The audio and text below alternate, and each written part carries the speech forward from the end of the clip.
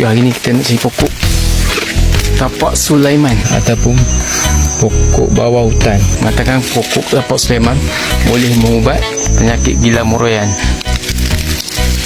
Okay, kita dah jumpa tu pokok tapak Sulaiman Ataupun bawah hutan. Di bawah hutan ni dia berada di kawasan hutan-hutan. Pokok bawah hutan ni ataupun pokok tapak Sulaiman ni dikatakan boleh mengubat penyakit busun. Nama saintifiknya Phyllogatis rotilifolia.